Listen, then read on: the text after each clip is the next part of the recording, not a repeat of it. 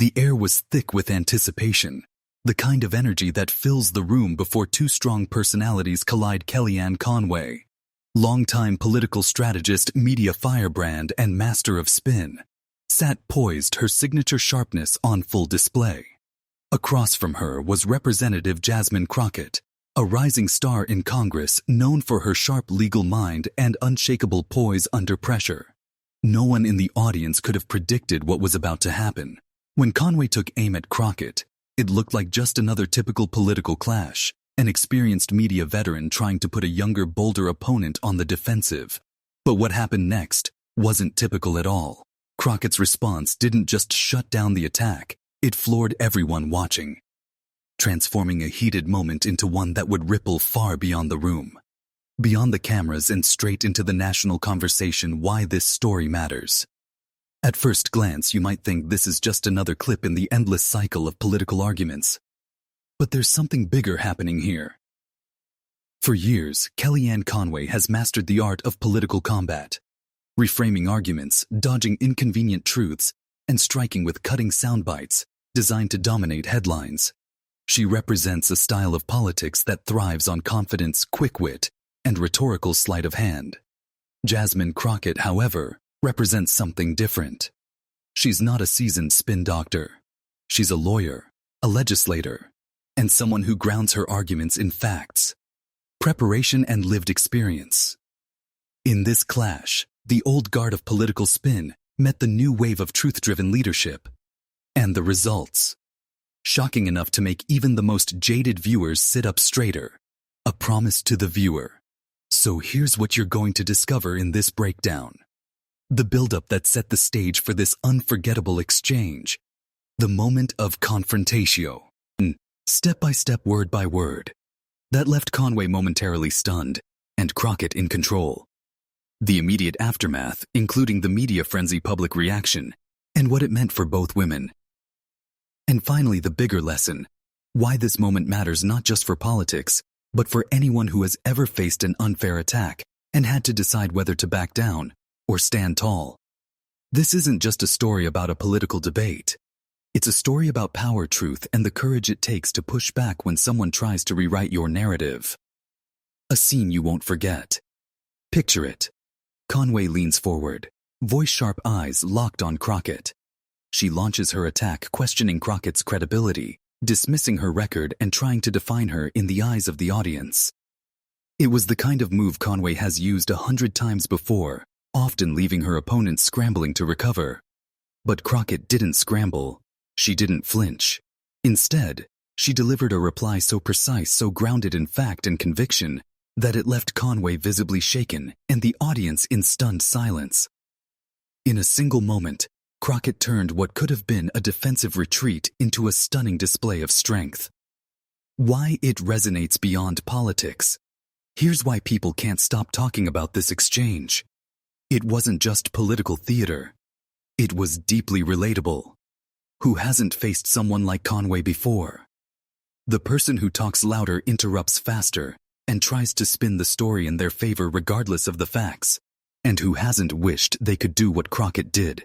Stand firm, stay calm, and deliver a reply so powerful that it ends the argument right then and there.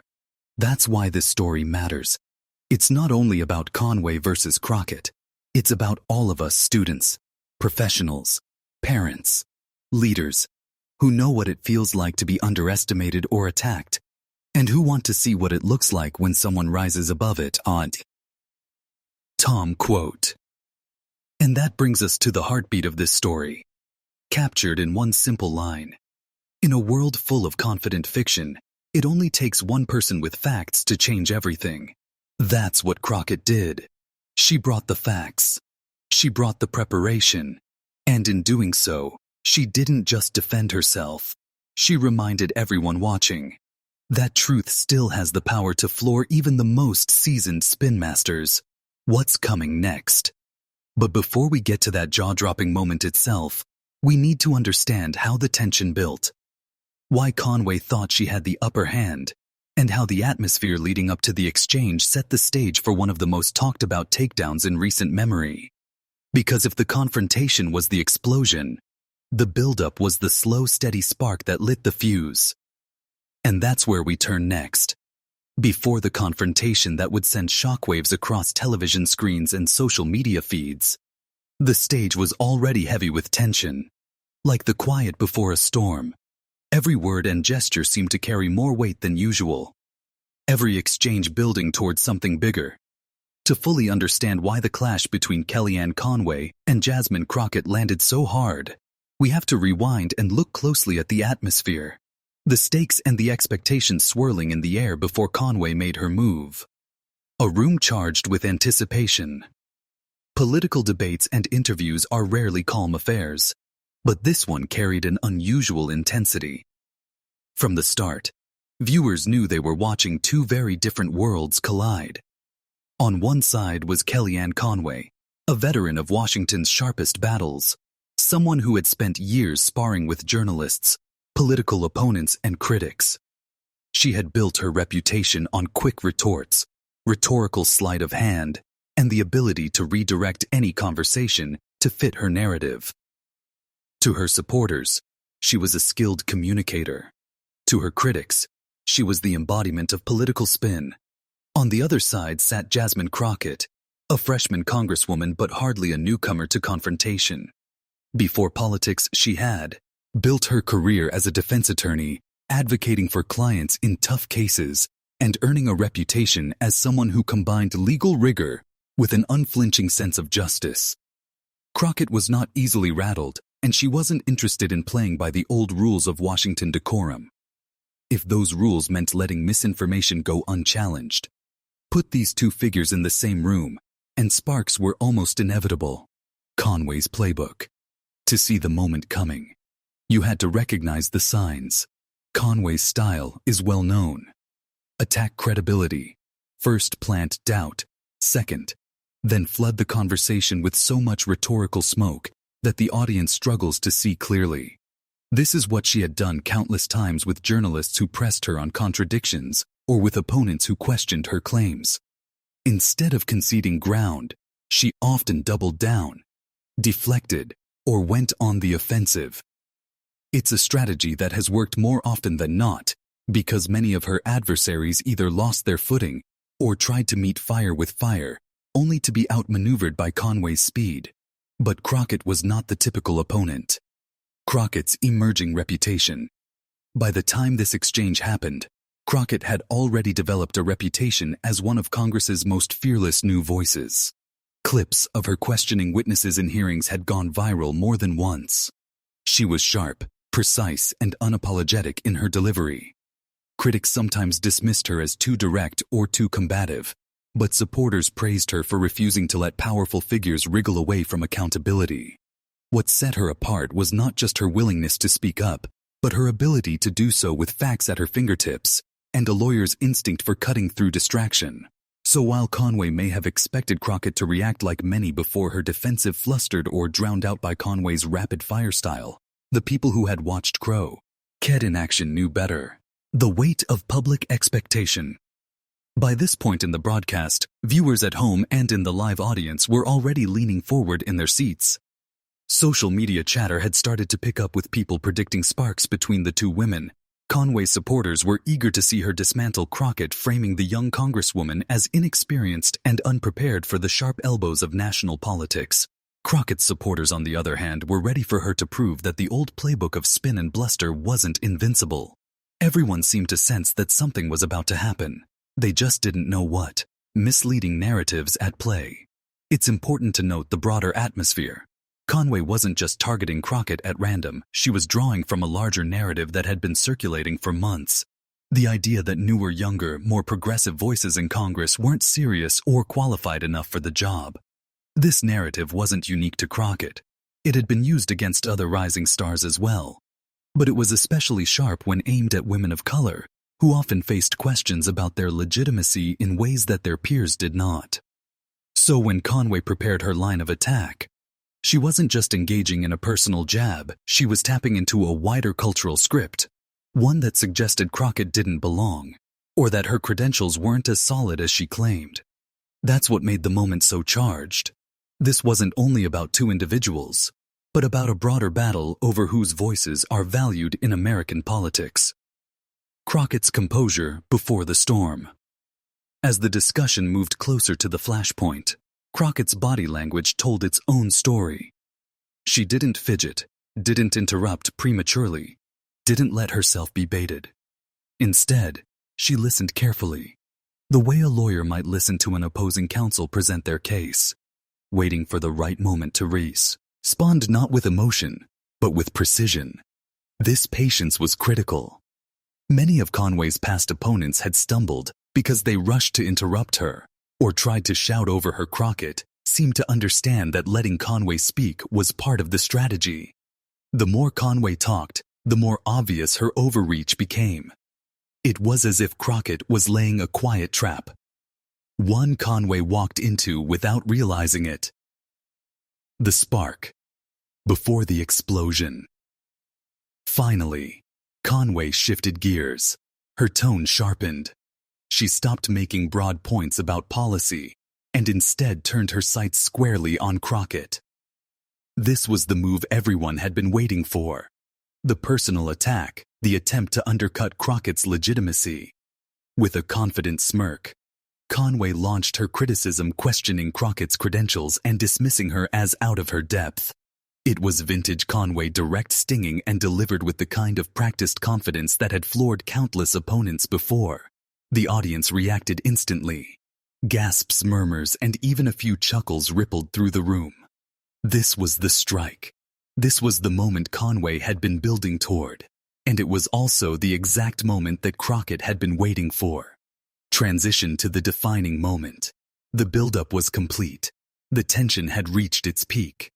Conway had swung hard, confident that her years of experience and her mastery of rhetorical combat would leave Crockett reeling. But instead of rattling Crockett, the attack lit a spark. The stage was set for what would become one of the most memorable confrontations in recent political memory. A moment where facts, preparation, and poise would triumph over bluster and spin. And what Jasmine Crockett said next would not only silence the room, but leave Kellyanne Conway visibly floored. The tension had been simmering like a kettle left too long on the stove. Kellyanne Conway, seasoned and sharp-tongued, had just delivered her strike, a pointed attack on Jasmine Crockett's law degree and professional credibility. It was the kind of maneuver Conway had used for years to knock opponents off balance, to make them defensive before they even realized they were on the back foot. But Jasmine Crockett wasn't flustered. She wasn't shaken. Instead, she leaned into the moment, delivering a response so calculated, so razor-sharp, that it flipped the entire narrative in real time. What unfolded in those minutes wasn't just a clash of personalities. It was a lesson in preparation, truth, and the power of calm under pressure. Conway's strike. The setup. Conway's line was delivered with the ease of someone who had practiced it in her head long before the cameras rolled. She leaned forward, voice steady, eyes fixed on Crockett, and said something to the effect of, "You know, Congresswoman, a law degree doesn't mean much if you don't understand how the real world works." It was a dismissal disguised as critique, an attempt to strip Crockett of authority by implying her education and background were irrelevant in the face of real politics. The room stirred. For a split second, the balance seemed to tip Conway's way. The attack had landed, but Crockett's silence in that moment was telling. She didn't interrupt. She didn't roll her eyes. She simply let Conway finish, waiting for the perfect opening. Crockett's counter: precision over volume.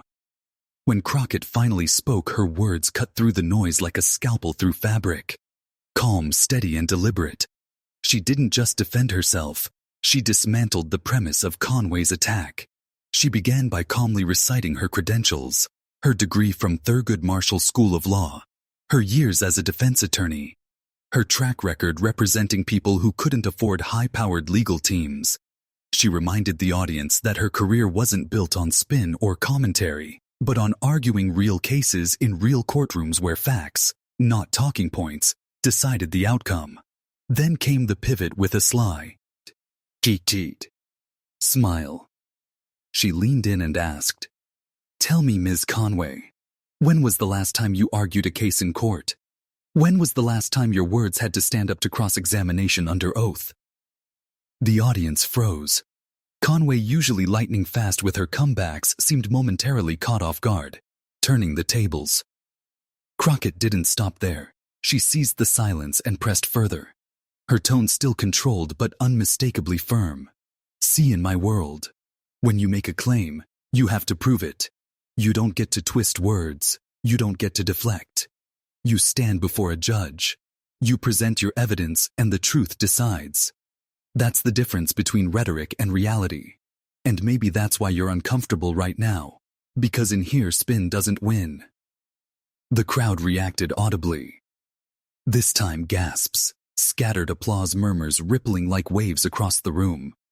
Conway shifted in her seat, her trademark confidence suddenly tested.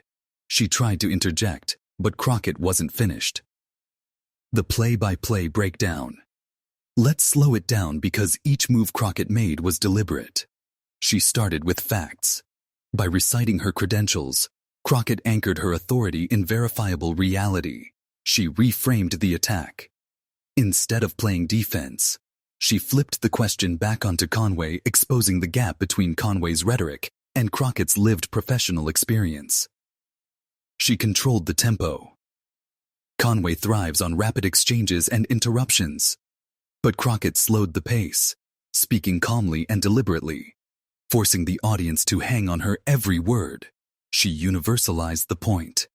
By drawing the contrast between rhetoric and courtroom truth, Crockett didn't just defend herself, she turned the moment into a broader critique of political spin itself. It wasn't just a comeback, it was a strategy. Conway's response, a rare stumble. Conway tried to regain footing. She laughed lightly, brushing off Crockett's point as if it's where naive Congresswoman politics isn't a courtroom. You don't win by lecturing. You win by persuading. It was classic Conway. An attempt to shift the rules of engagement to reframe the playing field so that Crockett's strength wouldn't matter. But Crockett was ready. Crockett's crushing rebuttal. Without missing a beat, Crockett replied, "No, Ms. Conway. Politics should be a courtroom. Because we're making decisions that affect millions of lives. And if those decisions are based on spin instead of facts, people get hurt. Families suffer. Communities pay the price. I didn't run for office to play games. I ran to bring accountability back into the conversation." At that moment, the energy in the room shifted decisively. What began as Conway's attack had turned into Crockett's platform. A chance to remind everyone watching why she was there and why her presence mattered. The audience reaction. The audience, which had been tense and divided, began to side audibly with Crockett. Applause swelled louder, this time sustained. Even some commentators on the panel looked impressed, exchanging glances that said, "She just owned that moment." Conway attempted to pivot, but every attempt seemed weaker compared to Crockett's unwavering focus. The more Conway deflected, the more Crockett's earlier words about spin versus truth seemed prophetic. The shock factor. What floored everyone wasn't just Crockett's composure, it was her ability to flip Conway's trademark weapon back on her. Conway had built her career on undermining others' credibility. Yet here was Crockett calmly exposing the cracks in Conway's own armor, and doing it not with insults, but with undeniable facts and moral clarity.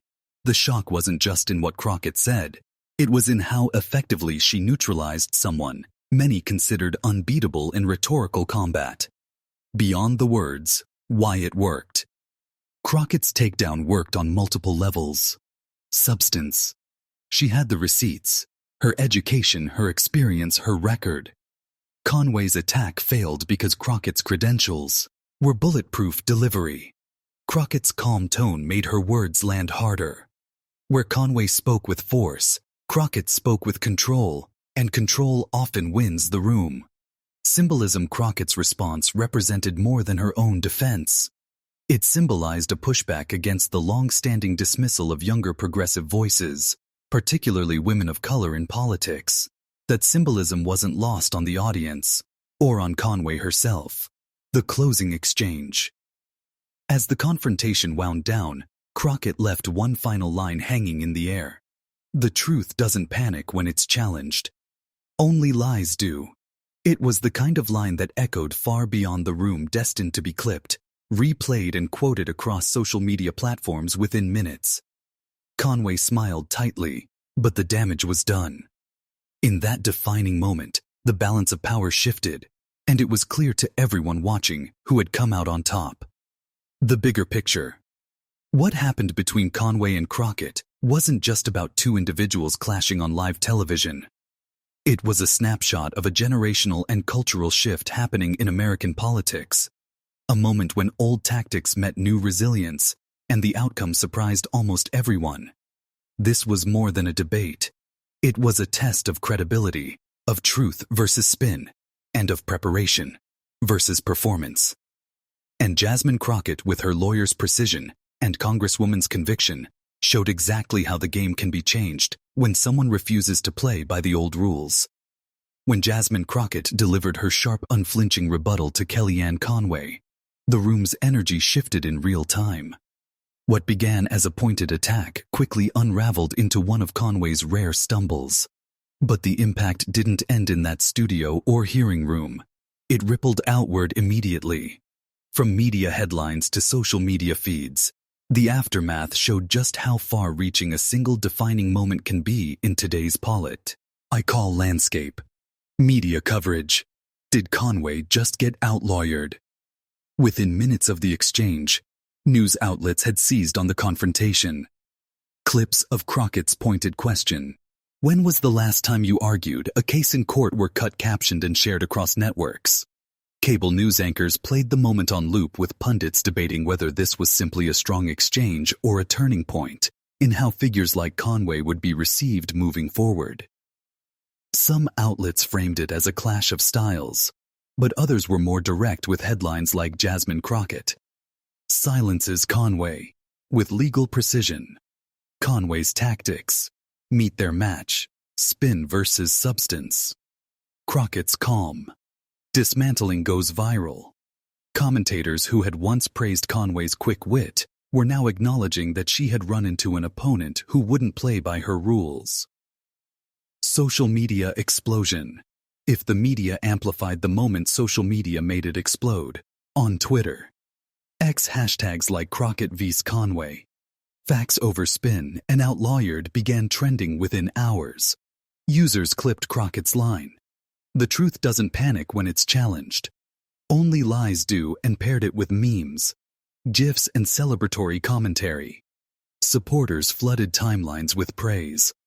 This is how you handle spin facts. Calm and confidence. Crockett is a masterclass. Kellyanne finally met someone who wouldn't let her gaslight the room. Bookmark this moment. Crockett is the future of politics. Even neutral observers admitted they were impressed by Crockett's composure under fire. The clip didn't just resonate politically. It resonated culturally as an example of standing firm when under attack. Conway's camp damage control. For Kellyanne Conway, the fallout was immediate and uncomfortable. Her team moved quickly to frame the moment as little more than a spirited debate attempting to downplay Crockett's impact. Conway herself made rounds on sympathetic platforms, arguing that Crockett had been overly rehearsed or performative. She insisted that politics was about persuasion, not legal theatrics. But these attempts felt reactive, not proactive, instead of leading the conversation, as Conway usually did. She was responding to Crockett's framing.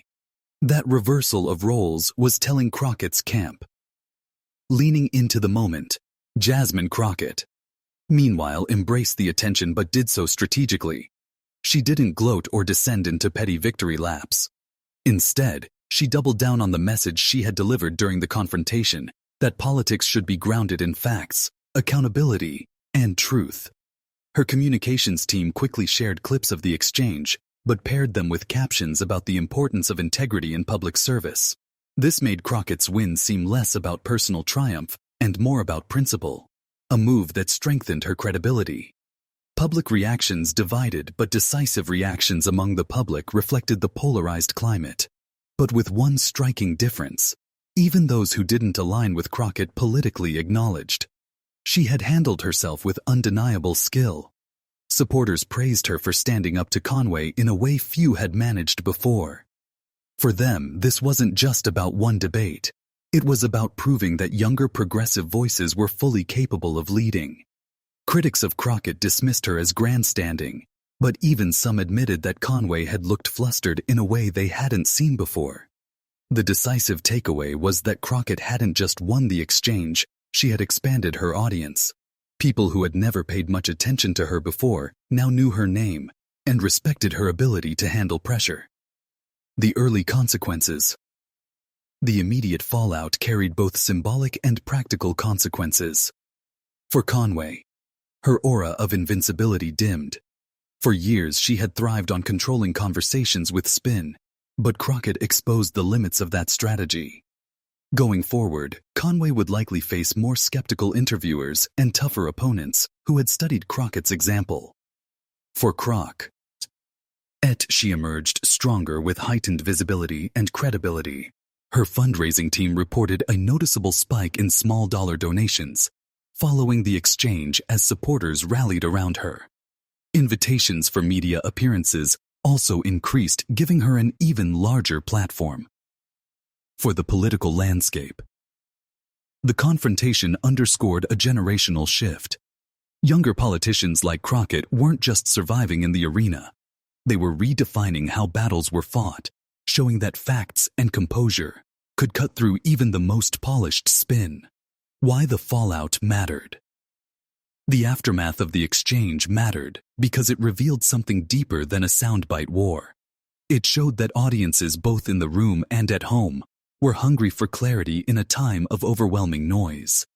Conway's usual tactics of deflection and dismissal seemed to falter because Crockett brought something rarer to the table: patience, preparation, and an insistence on grounding the conversation in verifiable truth. This wasn't just about Crockett versus Conway. It was about a shift in expectations. The public wanted more leaders who could cut through the fog of rhetoric and stand firm when attacked. Crockett had delivered exactly that. Transition to the bigger lesson. By the time the dust settled, it was clear the confrontation had become more than a viral moment. It was a case study in the power of preparation, facts, and calm under pressure. But the real significance lay beyond the immediate reactions. The question wasn't just who won the exchange. It was why it mattered in the broader story of democracy, truth, and accountability. And that's where the true climax of this story begins. The fireworks between Kellyanne Conway and Jasmine Crockett made for gripping television. But the real significance of that moment stretched far beyond a single exchange. It was more than political theater. It was a sharp reminder of why truth matters, why preparation beats bluster, and why citizens can afford to be passive in the face of spin facts over rhetoric. Conway has built her reputation on quick-witted retorts and rhetorical maneuvers, often leaving her opponents scrambling. But Crockett didn't just survive her attack. She dismantled it with precision. What made this so powerful wasn't just the win itself, but the way it was won. Crockett didn't raise her voice or resort to insults. She relied on facts, on lived experience, and on principles rooted in accountability. In doing so, she highlighted a deeper truth. Facts don't need to shout to be heard. They just need to be presented clearly and confidently. This is where rhetoric often falls apart. Spin can only survive if no one calls it out. But when someone does calmly, persistently, and with evidence, spin collapses under its own weight. Crockett showed that in real time. Preparation beats confidence. Conway walked into that room with decades of experience sparring in high-pressure situations. Her confidence was undeniable. But Crockett came armed with something even more powerful: preparation. Her ability to stay calm, anticipate the attack, and respond with laser-focused precision didn't come from instinct alone. It came from years of practice as a lawyer, years of studying evidence, and years of advocating for people who had no margin for error. That's why the moment landed so hard. It was a living example of how confidence without substance will eventually crumble when it meets preparation anchored in truth. Why it resonates with us. The confrontation struck a nerve because it mirrored struggles many of us face outside politics. How often do people encounter misinformation in their daily lives, whether at work, online, or even around the dinner table? How often do those who twist narratives dominate conversations simply because they're louder or more confident? Crockett's exchange with Conway served as a reminder that you don't need to match bluster with bluster. What you need are facts, clarity, and the courage to present them without backing down. It's a lesson that resonates well beyond Washington democracy's test. At its core, the clash raised a bigger question. What kind of politics do we want? One where truth bends to whoever can spin it fastest, or one where leaders are expected to stand on verifiable facts, accountable to the people they serve? Moments like these test not just the individuals involved, but the health of democracy itself. If spin goes unchallenged, it becomes normalized. But if truth is defended calmly, consistently, and boldly, it has the power to reset the terms of debate. This is why Crockett's response mattered. She reminded everyone watching that truth doesn't defend itself automatically. Someone has to stand up and do it. The takeaway. The lesson from this confrontation is simple but profound. Facts matter more than fiction. Preparation outlasts performance. Accountability is stronger than spin. In Crockett's words and composure, we saw what happens when those principles come alive in the public square. And, as she so powerfully implied, democracy isn't a spectator sport. It survives only when ordinary people defend the truth. Her clash with Conway was a political moment, yes, but more importantly, it was a civic reminder to every viewer that the fight for truth doesn't belong only to politicians. It belongs to all of us. Now that we've walked through the intensity of Kellyanne Conway's attack and Jasmine Crockett's powerful reply, it's time to shift gears and talk directly to you, the audience. Because here's the truth.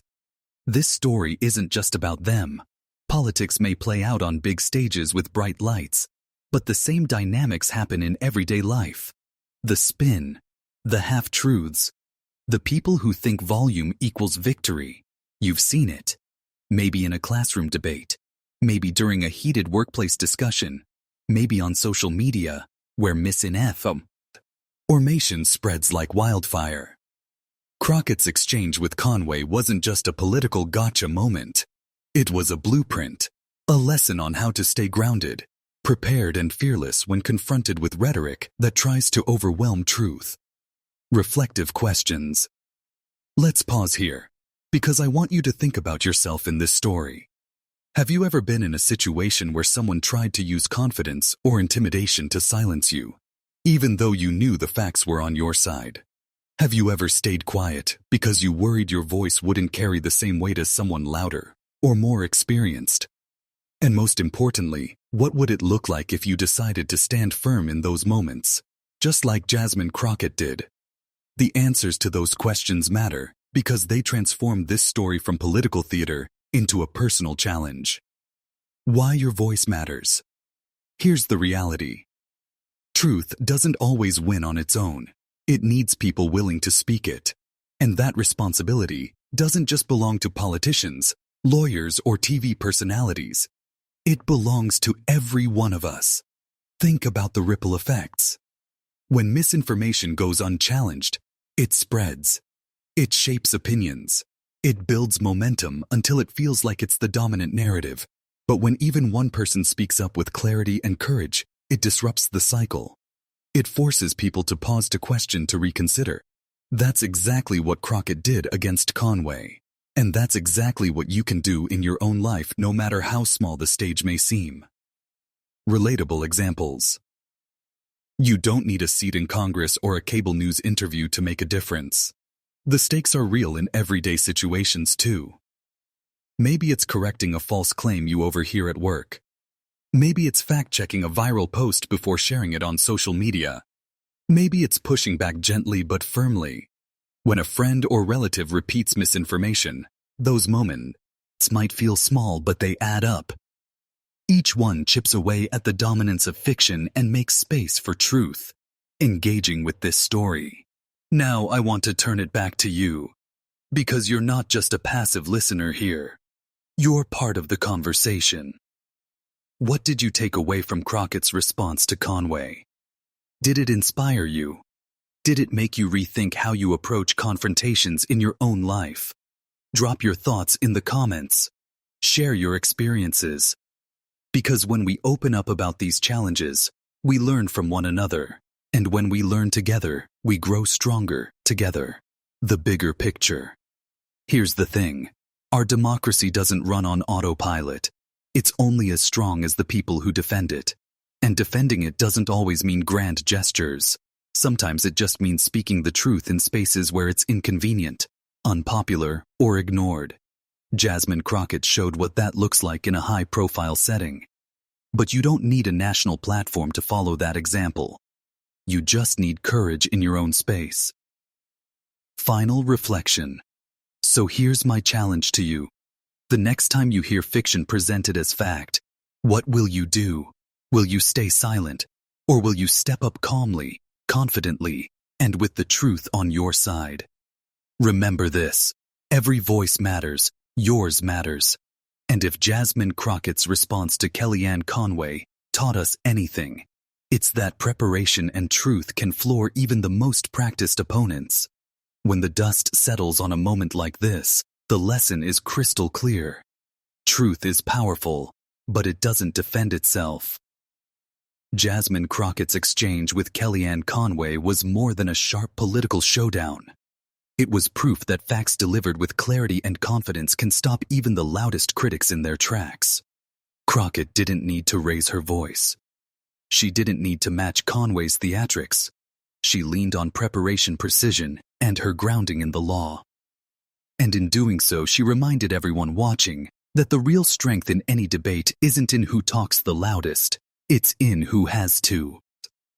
Facts. That's why this moment matters beyond headlines or clips shared online. It's a reminder for all of us.